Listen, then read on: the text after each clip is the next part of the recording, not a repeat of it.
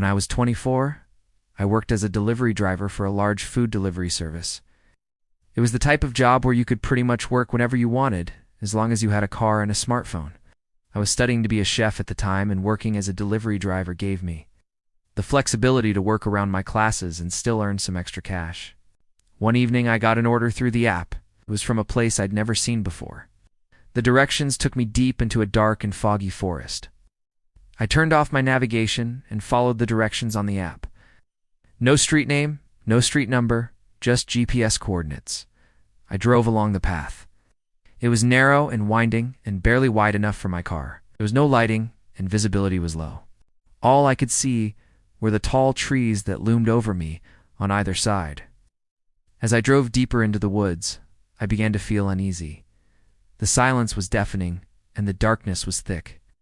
I couldn't shake the feeling that I was being watched.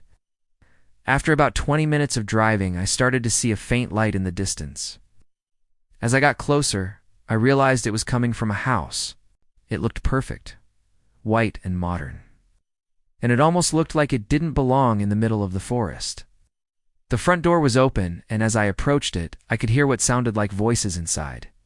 I stopped my car and walked up to the door. I was about to knock when I noticed something strange.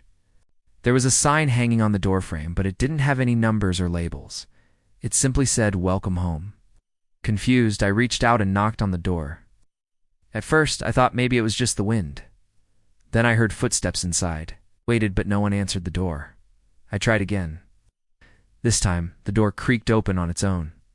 I was stunned and hesitated for a moment, unsure of what to do. Then I remembered the order I had come to deliver. Taking a deep breath, I stepped inside. The interior of the house was just as spotless as the exterior had been. The furniture was modern and stylish, and there wasn't a single speck of dirt on the floor. As I walked further into the house, I noticed something that made me stop in my tracks. On the wall hung several framed photos, and they were all of me. In one photo, I was asleep in a chair. In another, I was brushing my teeth in the bathroom. And in the most disturbing one, I was standing in the living room looking directly at the camera. I don't remember exactly how long I stood there staring at the photos, but it felt like hours. Then, as if jolted by an electric shock, I turned and ran. I ran as fast as I could, my heart pounding in my chest. Didn't dare look back to see if I was being followed. I just kept running, desperate to escape the house and the terrifying photos. I burst through the front door and back into the forest. The path that had seemed so clear in the app was now completely gone. All I saw were trees, dark and menacing against the night sky. I tried to retrace my steps, but every direction looked the same.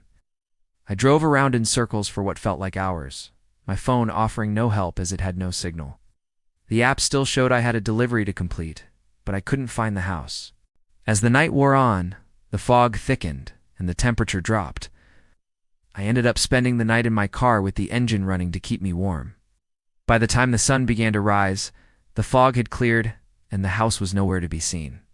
I checked the app and it said I had arrived at my destination. Looking around, I realized I was parked in the middle of a field, and the only other landmark was a dirt road. The photos I had seen in the house were still in my back seat, and I quickly put them out of sight. I didn't want anyone else to see them. I drove away, relieved to be escaping the unsettling mystery of the house and the unsettling memory of those haunting photos. I never did figure out where that house was or who lived there. I never accepted another delivery through that app.